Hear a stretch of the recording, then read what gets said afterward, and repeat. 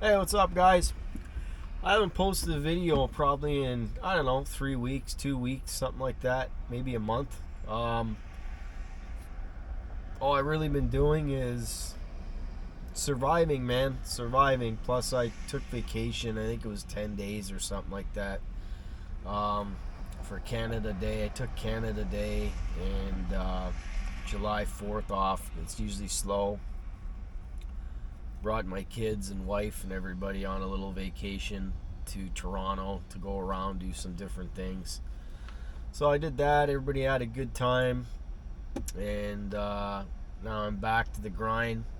Last couple weeks, last 3-4 weeks, I've been averaging pay wise before expenses about $1,200 to $1,300 a week, which really isn't that great.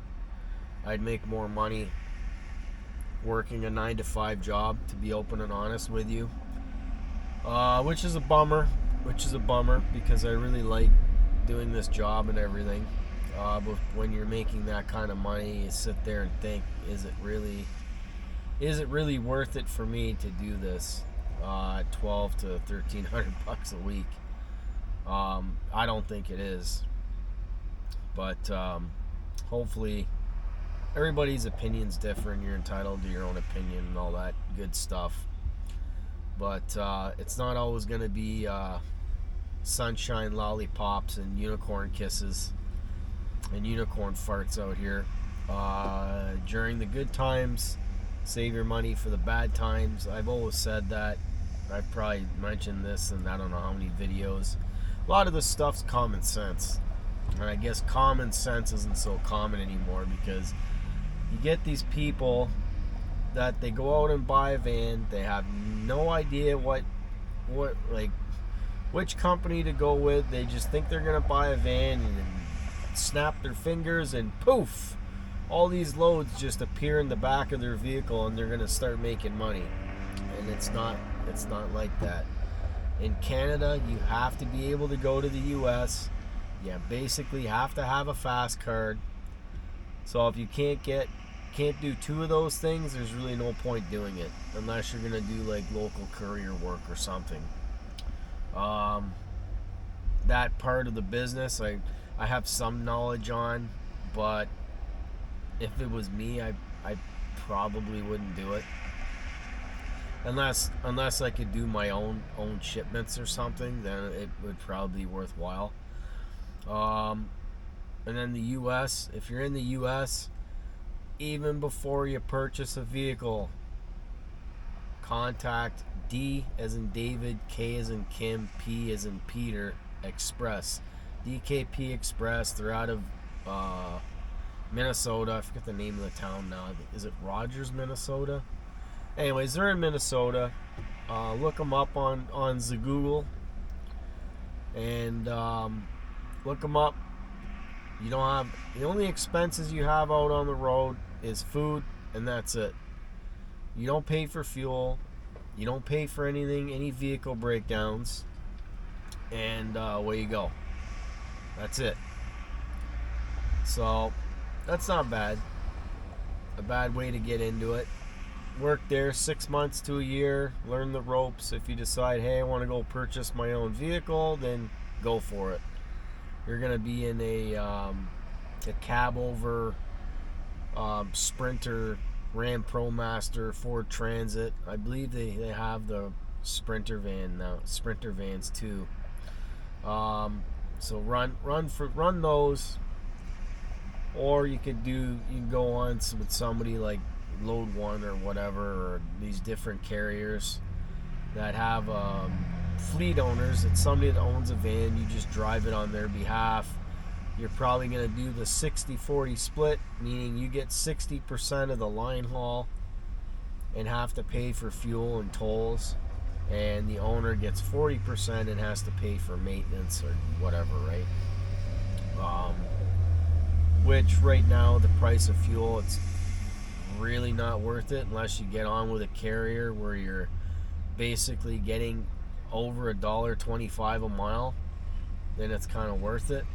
But if you're gonna run for 60 to 70 cents a mile, you're getting 60% of 60 cents and have to pay for fuel, what are you really making? And a lot of people don't think about that, which is very unfortunate. These people, oh yeah, look, come work for me, buddy. You'll make all kinds of money. Oh yeah, you'll make like $2,000 a week. You'll make $1,500 a week. You'll make $1,000 a week. And you go there, you quit your job that you're making good money at, or whatever, half decent money. Now you're in a van. You're out for 3 weeks. You can basically only take 3 to 4 days off a month, depending on your contract with your fleet owner. And you go, why am I doing this? So you always got to think. Use the thing in between your ears in your head there. Use it. It's there for a reason. Common sense goes a long way. Math goes a long way. If you don't know your numbers, you will fail. You don't know your numbers. When I first got into this, I seen a guy parked somewhere at what the hell is it called? The ABPC Processing Center underneath Ambassador Bridge on the U.S. side. I was driving a semi truck, and I seen this guy in a van. And I says, "Hey man, what do you do?" He's like, "Oh, I'm an expediter." Oh, that was back in 2010. He says, "Well, I'm like a truck driver, but we just haul anywhere from 1 to 3 skids." I said, "Well," "do you have hours of service?" He goes, No hours of service, no blah blah blah." And I'm like, cha-ching, that's for me. I don't want to deal with these hours of service and all the other headaches and the stupidity. A lot of it's stupidity and over-regulated.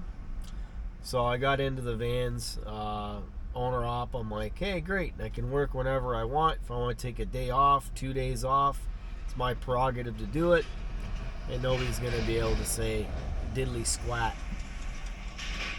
Or should I say diddly shat. So I've been in this since 2010.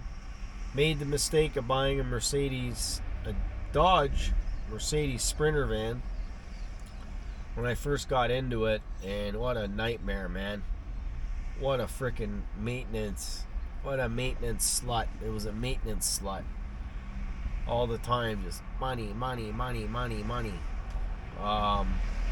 So do your due diligence. I would not recommend buying any diesel vehicles, especially the newer diesel vehicles. Buy something gas. Either get the Ford Transit, extra long, tall. As long, I think it's 14 feet from the back doors to the seats, front or driver's seats, or get the Ram ProMaster. Both of them have their problems. It depends on how you drive it. Sometimes parts fail. It's a machine, it's a tool. It breaks, you fix it, and you continue on. Do your preventative maintenance. Oil changes, transmission fluid changes. Do not get a flush. Have them drop the pan. Change the fluid in the filter. Put a new gasket. Put a new fluid. Put a new filter. Put it back together. Top her up with fluid, and away you go. Same thing with the rear end differential fluid on the Ford Transits. Change it every, I think people say 50 to 60,000 miles. So if you do I think they say do the transmissions every 80 to 90. Just do it every 60. Transmission, rear end diff fluid on the Ford Transit.